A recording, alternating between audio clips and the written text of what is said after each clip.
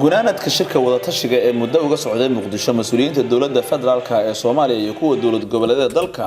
ayaa ugu dambeyn waxa la isku afgartay qodobo siyaasadda iyo ammaanka quseeya in lagu wada shaqeeyo jawi ku dhisan kalsooni midnimo dulqaad isu tanaasul wada tashi iyo mas'uuliyad wadareed in la xoojiyo xiriirka iyo wada shaqeynta dawladda federaalka dawladaha xubnaha ka iyo gobolka Banaadir la iskuna ixtiraamo mas'uuliyadaha dastuuriga ah ee la kala leeyahay iyo kuwa wadaaga ah in la ilaaliyo xasiloonida siyaasadeed ee dalka iyo wadajirka si loola dagaalamo argagixisada in la adkeeyo amniga dalka meelna looga soo wada jeesto xoreynta dalka iyo la dagaalanka argagixisada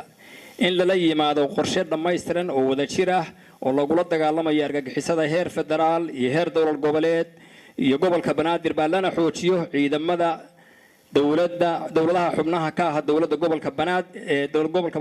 xubnaha ka ah dawladda federaalka iyo gobolka Banaadir tababar ahaan iyo agab ahaanba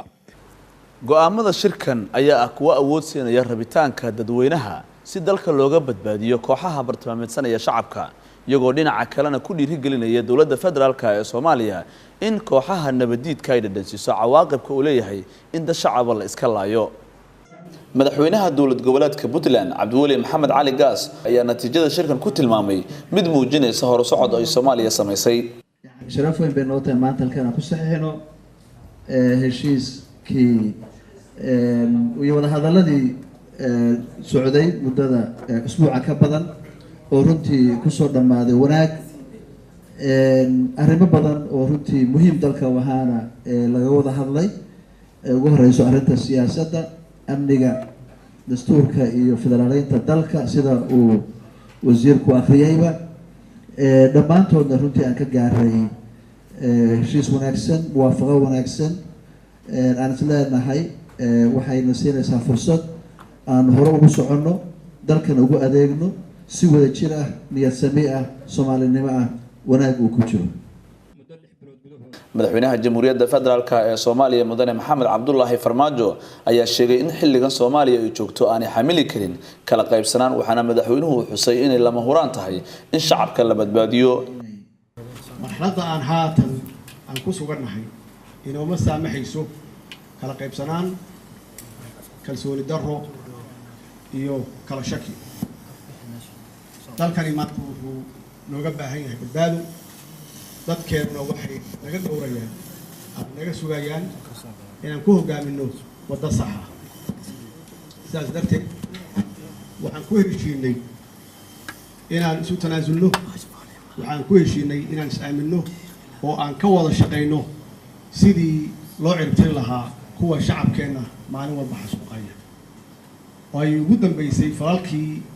bahalnimada lahaa ee waxashnimada lahayd ay ka geysteen Zobe iyo Nasahablo madaxweyne Farmaajo ayaa sheegay in mar haddii mas'uuliyiinta kala duwan ay isla dhigeen go'aamo dalka wax u taraya waxa uu cid kasta ka codsaday in doorkeeda ka qaadato gaar ahaan sidii kooxda al-shabaab lagu xareyn lahaa goobaha wali gacantooda ku jira qof kasta oo Soomaali ah waxaan ka rabnaa in haddii annaga oo madaxda dalka ah aan isla qaadanay istaraatiijiyad iyo qorshe midaysan iyagana waxaan ka rabnaa shacabka inay kaalintooda ka qaataan garabna siiyaan ciidamada geesiyiinta ah oo ku jira aagaga frontiga ah si ay uga xoreeyaan shabaabka dalka dhalinyarada Soomaaliyeed waa inay ka qayb qaataan xoreynta goobaha wali gacanta ugu jira shabaab hooyooyinka Soomaaliyeed waa inay doorkooda muujiyaan oo ay caanaha iyo biyaha ka dabageeyaan wiilasha iyo gabdhaha ku jira frontiyada dagaalka culimada waxaan uga fadhinaa oo aan ka sugaynaa inay ku baraarujiyaan shacabkeena Soomaaliyeed oo muslimiinta ah ayna cadeeyaan in al-shabaab aysan diin shaqo ku lahayn horumarka siyaasadda Soomaaliya ay sameynayso waxa marag u ah maareynta arrimaheeda siyaasadda sida isu tanaasulka iyo wadajirka hogaamiyaasha dalkan uu hormuud u yahay madaxweynaha jamhuuriyadda federaalka ee Soomaaliya mudane Maxamed Cabdullaahi Farmaajo waana calaamad muujinaysa in go'aamada shirkan ee ay wada gaareen madaxdu uu yahay mid rajo badan mustaqbalka dhowna waxtar yeelan kara Ali Baashi Cabdullaahi warbaahinta qaranka